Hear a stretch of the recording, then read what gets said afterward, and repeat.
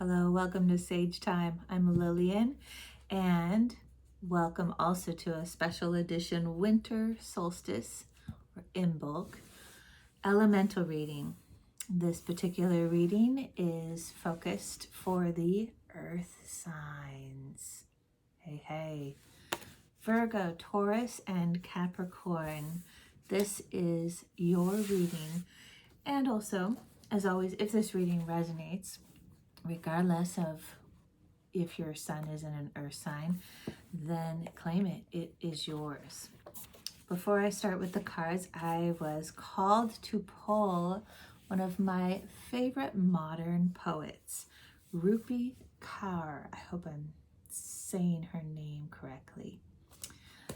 And I have her Milk and Honey book and her The Sun and Her Flowers book. Wonderful gifts from my daughter years ago, and I just absolutely love it. So here are the two little brief pieces that it was a flip and aha, and they both work perfectly together.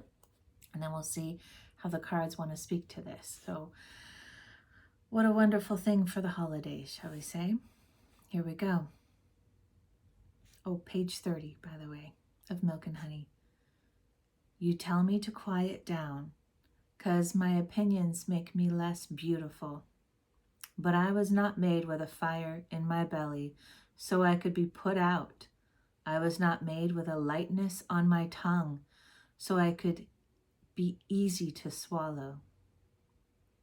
I was made heavy, half blade and half silk, difficult to forget and not easy for the mind to follow.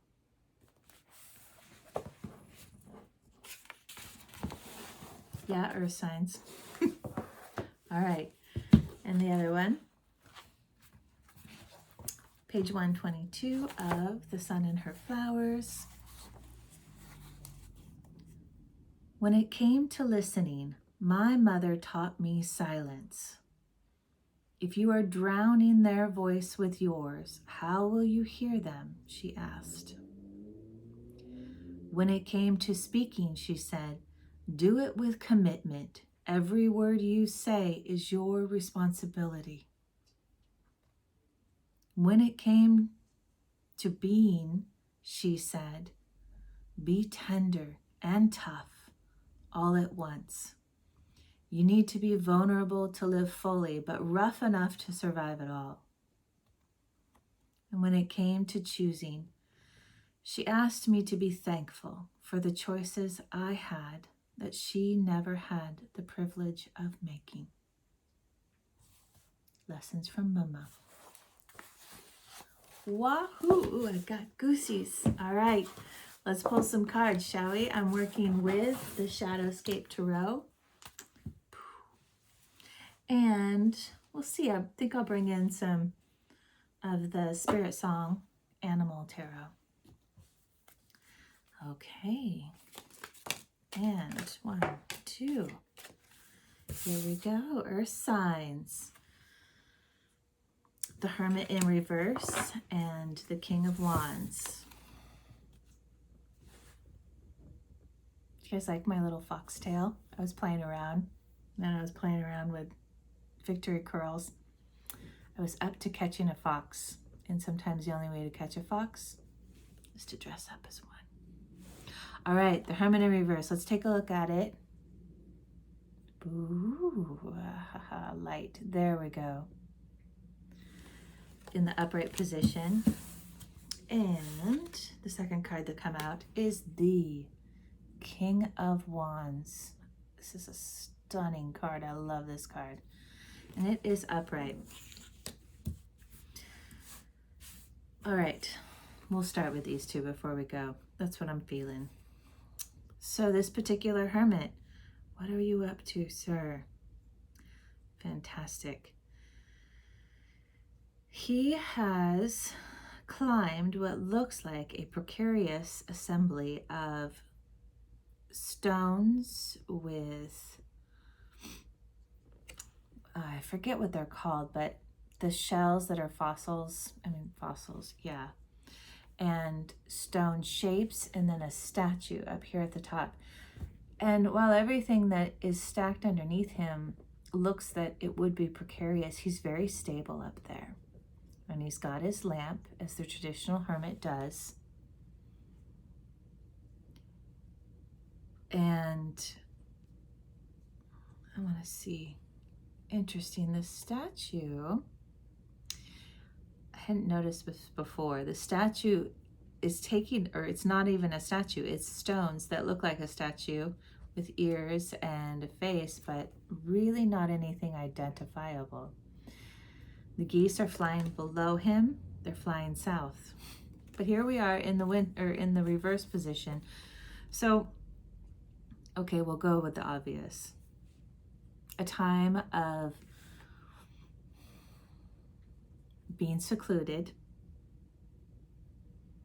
being quiet with your voice, being attentive with your thoughts. I'm thinking also to that poem that we just read. Being deliberate with where your attention, your consciousness is placed. These are all things that you have worked on and have been working on. And from them, you have been developing an incredible index of discernment from what you perceive is going on within you, in addition to how you are viewing the interactive consciousness that is the world around you, by your perception, your interaction, what affects you and doesn't, or what affects you, excuse me. So there has been, I'm hearing, orchestra of enhanced perceptivity to all the subtleties that most folks don't even recognize are things to pay attention with, let alone are able to absorb them as a dialogue with themselves, and how to move and interact with, but also, I got distracted for a moment by a car going by.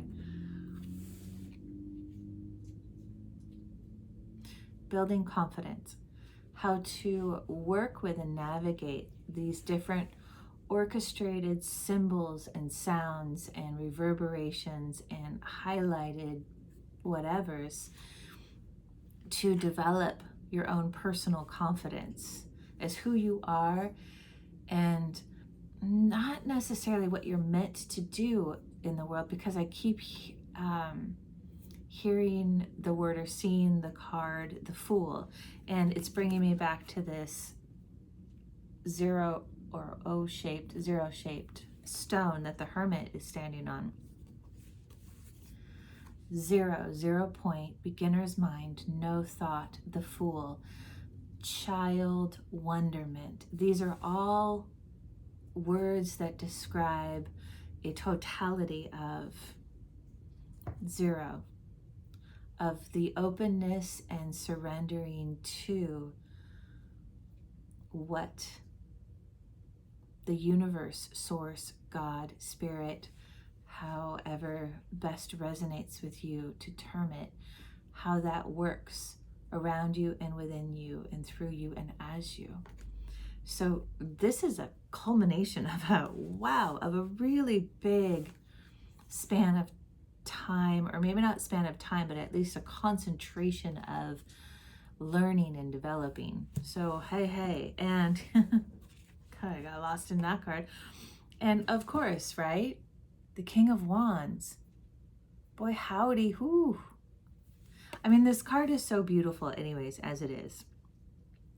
We've got this strong, standing upright, masculine archetype of not just physicality, because, you know, I'm seeing here at his back, there is a bit of a toroidal field with these currents of energy. And I see them as going into his spine. And one of my favorite readers, San of Santoro, perfectly describes when it feels like it's coming in from the back into the spine, either from the back or from within the spine forward. That, and I agree with her, that is a great indication that you're working with your higher self, higher aspects, source, divine spirit. And I see that in this card with this King of Wands as it's coming from up above, but a little bit for him, and it's coming from directly in front of him and swooping back within him. And it, to me, feels like a feedback loop. What this character has done, and he's holding a staff with a lion's head, and there's these wisp-looking lions also that are arching around with his toroidal field of what he's projecting into the world and what is returning to him to give him feedback and help him improve and enhance his next future creations, which then of course are his next projections and the manifestations. And we've got another lion here at the bottom as well, who looks like it's made out of concrete, but it's also transparent. And that to me is telling me right away of the materialized creations that are still always mutable, always changeable. It's concrete, but yet it's not solid, and it is, but it's able to change. And it has those features of light that are able to be shifted and altered one small particle at a time. It's reminding me of that art form. Forgive me, I don't remember what it's called. It's probably something very simple, where you take a pen or pencil, and if you're drawing a shell, you draw it one small dot at a time. And each dot, then when you're done and you step back and look at it, is this beautiful shell, this beautiful spiral, like the tail here. I'm referring to that because as a kid, I used that art modality. My first thing I made with it was a spiraling shell. So it's kind of fun that it came in on that. And each one of those dots can be,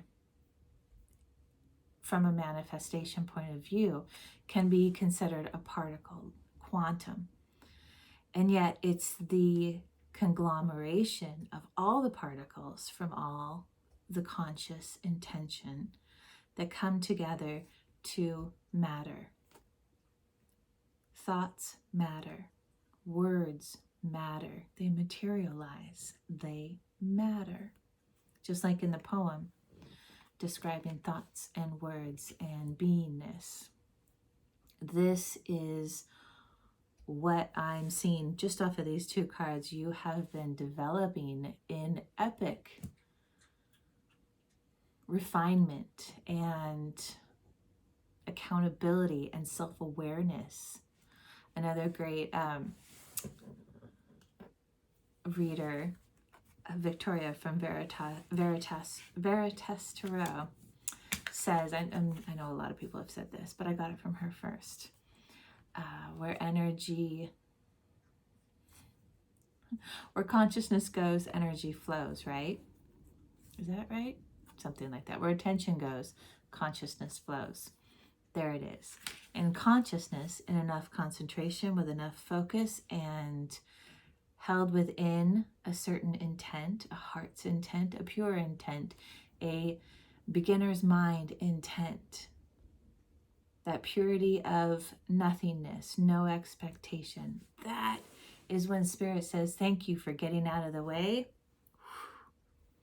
Now I know exactly what you want, how you want it, and in what manner for it to arrive to really give you the best opportunities and blessings and joy for you to experience in your life, and then share it with others, right? Because what is life if there isn't the opportunity to also share all the wonders and the joys and the heartaches and everything with others? That's part of what makes life so rich. So 2 cards and pretty much an entire reading. I'm going to pull from the animal deck for sure now. But wow, that is a great deal of work, and how very earth sign. So it's very fitting. I really enjoy that. Okay, what do we got here? And 2 popped out. The Knight of the Knight of Crystals, endurance and determination, which is a camel. Knight of Crystals,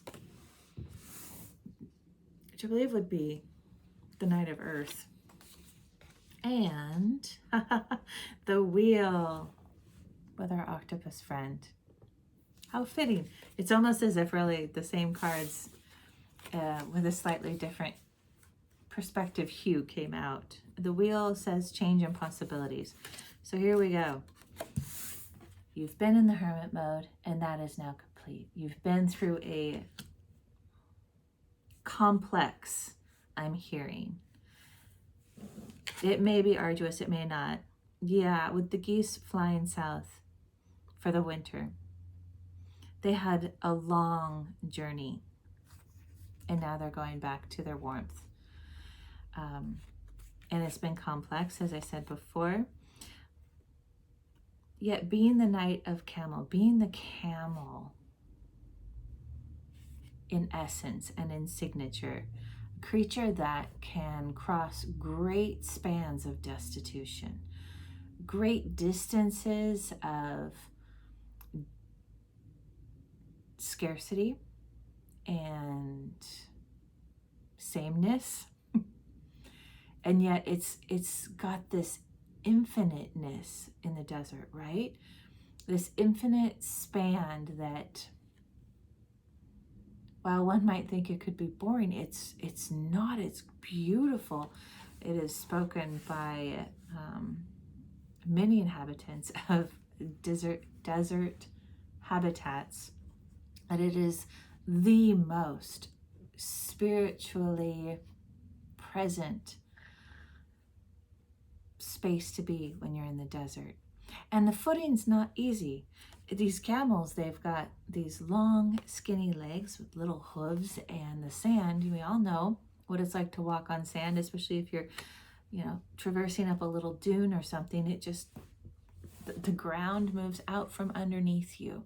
And I would expect, as an earth sign, it's particularly more challenging when you feel the earth moving out from under you, and then you work harder and you dig in deeper and you push and really strain yourself, because you have to, just to get your footing, let alone to make any progress. And yet you've done it. You've had everything you needed, even when it didn't seem like it. You've had your reserves in your hump, in your spine. And that's that backside. Spirit's been with you, moving with you, moving through you and carrying you, right? Footprints in the sand. And I'm sure many times, if not most, it probably felt like you were alone in the middle of the desert by yourself, and there really was nobody there. Because when things get that challenging and that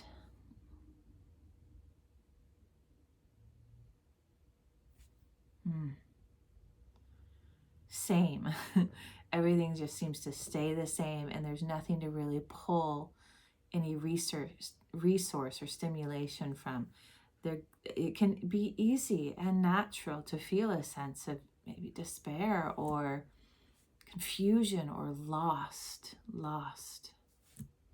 Where is my home? When will I get to my destination? And you cannot see it, and yet you are always home, because you discovered already that home was in you.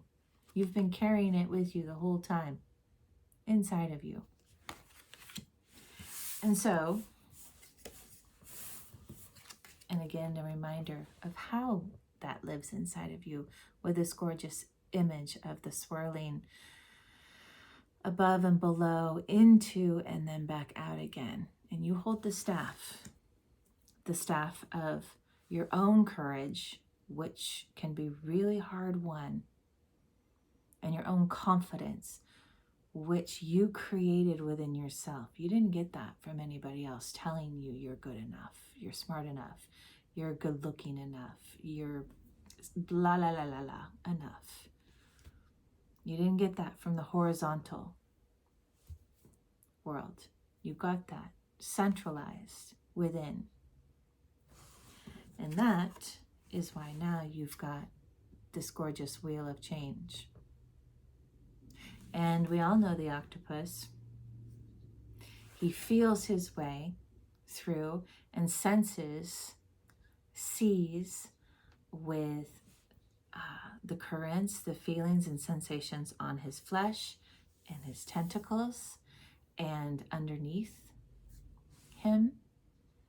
Also where he consumes from, the base underneath him at the center of all the tentacles. And where we consume, how we consume, and what we consume has everything to do with what we are receiving and how well we are receiving, what we're choosing to receive from. So when the octopus is feeling around and he feels a bunch of broken glass and, a little cut or something, and then he feels more of it, he knows that's not going to be where he wants to consume. He does not want to place his center, his core, in alignment with something that could cut him, or something that could make him sick, something rotten, something that comes from a bad source that has toxins in it. So while the wheel is turning, it's not the end of everything. It's the completion of one chapter now and the beginning of another. The 10 becomes the 1. And I'm hearing this is your new 1, is enhancing and developing and creating an even more detailed reference of the subtle feedback in the world around you and the subtle feedback in the world within you. So you get to now, it feels like a time of more play, more enjoyment, more autonomy. I'm feeling there is this great liberation, and all his little tentacles are loose and swirling and curling, and he's stretching them out and curling them, and I feel like he's just having a delightful time feeling what his body can do, what his sensory system can do, and what the environment feels like when it touches him, all those algae and bubbles and fish. And I'm getting this sense of just sensuality, in the sense of, that's a lot of senses, in the manner of delight, and I wonder what this is. And not, even when you figure it out, not needing to label or describe it in the obvious accordance, allowing it to open up and be something more that it is, that it wants to be, that it is trying to communicate with you. Go and open the layers of that packaging and let it, each layer, have something new to say, and add to the ones before it and contribute to opening to the next deeper levels. So that's it. Ladies and gentlemen, thank you so much, Earth signs and all, for enjoying your in bulk winter solstice elemental reading. Have a blessed holiday season. See you soon.